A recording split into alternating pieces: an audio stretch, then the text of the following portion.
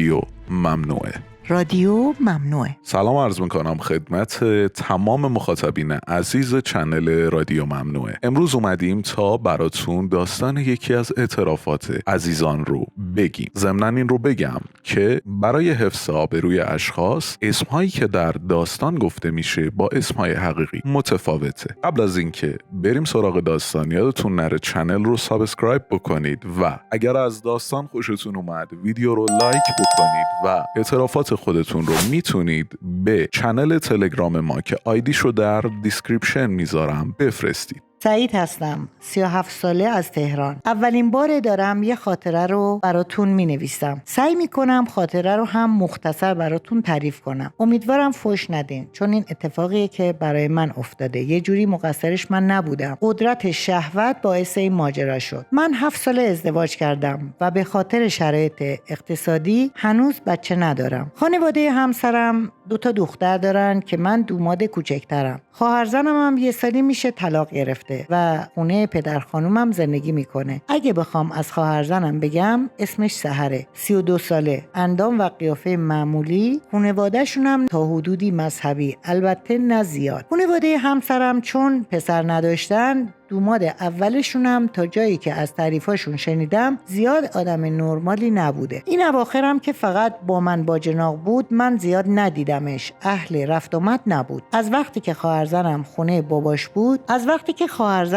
باباش بود، خب وقتی ما اونجا بودیم نسبت به قبل با من بیشتر هم صحبت میشد. ببخشید مقدمه یکم طولانی میشه. ماجرای بین ما از جایی شروع شد که برج 2 بود که از طرف شرکت 10 روزی مرخصی دادن، چون شرکت جابجایی داشت که به اصرار همسرم که جایی نرفتیم یه مسافرت بریم. من دوست داشتم یه مسافرت برم. گفتم اوکی، کجا بریم؟ من نظرم شمال بود، ولی همسرم اصرار داشت که بریم مشهد. خیلی وقت نرفتیم، چون من زیاد با جاهای زیارتی علاقه‌ای ندارم، ولی دیدم زیاد اصرار میکنه همسرم. گفتم باشه. قرار شد فرداش من کارای ماشین رو انجام بدم، اونم وسایل رو آماده کنه، روز بعدش حرکت کنیم. فردا من رفتم دنبال کارام و ظهر برگشتم. همسرم گفت به مامانم اینا گفتم میخوایم با هم بریم و اونا هم قبول کردن. یه مقدار ناراحت شدم چون نمیخواستم دست جمعی بریم مسافرت. خیلی بحث کردیم و گذشت. غروبش پدر خانومم زنگ زد شام بیاین اینجا. شب رفتیم اونجا و بعد شام صحبت شد و پدر خانومم گفت که جریانو به من گفتن ولی اون مرخصی نداره و نمیتونه بیاد، ولی اگه مزاحمتی نیست خانومم و سحر با شما بیان. چی میتونستم بگم؟ با اکراه گفتم خواهش میکنم، چه زحمتی. خلاصش کنم فرداش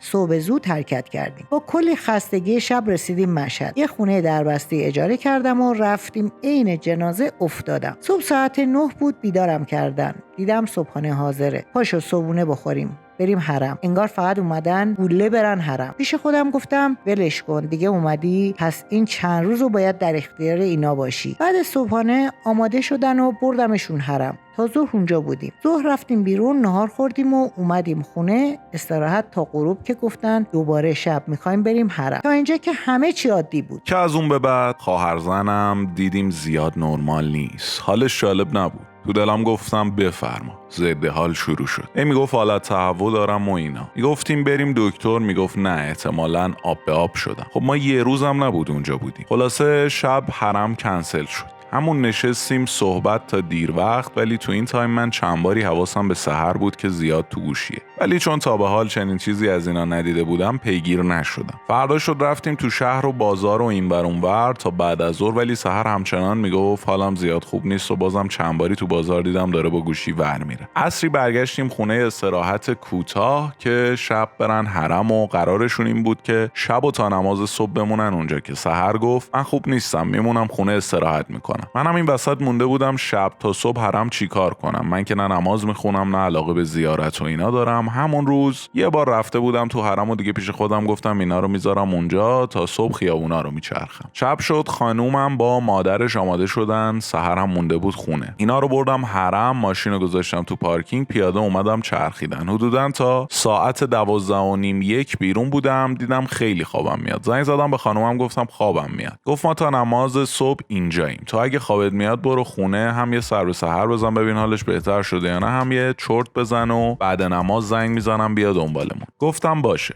رفتم سمت خونه. تا برسم خونه ساعت حدوداً 1:30 اینا بود. گفتم الان سحر خوابه و بیدارش نکنم. در رو آروم باز کردم برم پایین. یه اتاق بود، خونه جوری بود که یه اتاق با یه پذیرایی کوچیک و یه حموم دستشویی پایین بود. همین ترکیب به علاوه آشپزخونه و یه اتاق بیشتر طبقه بالا و یه حیاط کوچیک هم داشت که چند قدم تا ورودی در رو باز کردم که برم پایین دیدم چراغ بالا روشنه. گفتم ببینم سحر بیداره و حالش رو بپرسم. از پله‌ها رفتم بالا، احساس کردم یه صدایی میاد. گوشمو تیز کردم که دیدم بله 2 نفر آروم حرف میزنن. بی صدا نزدیک شدم. خیلی آروم در ورودی رو باز کردم. یه راهروی 2 متری بود. رفتم تو، صداها واضح‌تر شد. یه لحظه سر جام قفل شدم، چیزی که اصلا انتظارش رو نداشتم. صدای سحر با یه پسر بود که متن صحبتشون رو متوجه نشدم چون از وسط شنیدم، ولی لابلای صحبتاشون حرفای جنسی میشنیدم. واقعا نمیدونستم اون لحظه باید چی کار کنم. منگ بودم. شاید به خاطر این بود که انتظار روبرو شدن با همچین صحنه‌ای رو نداشتم. بعد حدود 1-2 دقیقه به خودم اومدم، نزدیکتر شدم و از گوشه دیوار نگاه کردم. دیدم بله سحر با یه پسر حدوداً شاید 27 تا 30 ساله نشستن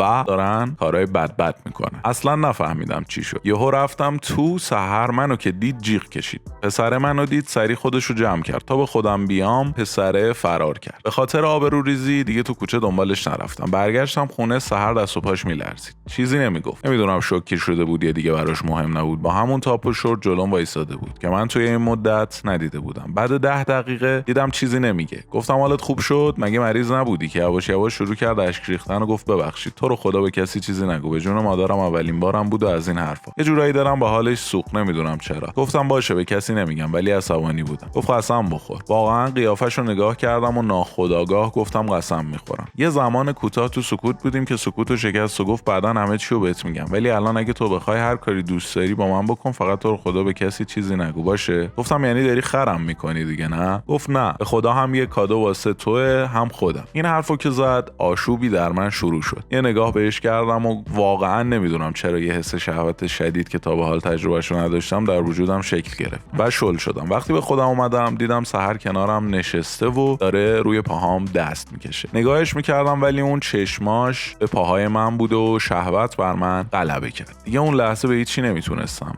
فکر کنم و باهاش وارد رابطه شدم. زمان از دستم در رفت و یه دفعه صدای در رو شنیدم که دیدم خانومم و مادر خانومم رسیدن. متاسفانه تا اومدیم به خودمون بیایم مچ ما رو گرفتن و ما رو دیدن و همین باعث شد که همسرم رو از دست بدم و دیگه خیلی دیر شده بود. زندگی مثل دوربین است. روی چیزهای مهم تمرکز کنید. لحظات خوب را ثبت کنید. زشتی ها را از آن کات کنید و در نهایت اگر چیزی که می‌خواستید از آب در نیامد، کافی است عکس دیگری بگیرید. با رادیو ممنوعه همراه باشید. They say, oh my God, I see the way you shine. Take your hand, my dear, and place them both in mine. You know you stopped me dead while I was passing by. And now I beg to see you dance just one more time. Ooh, I see you every time. And oh my, I like your style. Ooh, you make me wanna try. And now I beg to see you dance just one more time. Dance for me, oh. Never seen anybody do the things you do before. Move for me, yeah. If you're done, I'll make you do it all again. I said, dance for me, oh. Never seen anybody do the things you do before.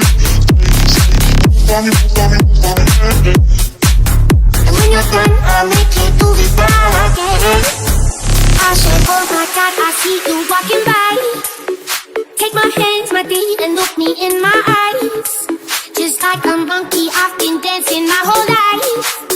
But you just beg to see me dance just one more time. Ooh, I sing you every time. And for my I like your style. Ooh, you make me wanna cry. And now I'm begging to see you dance just one more time. So they say, Dance for me, oh. Never seen anybody do the things you do before.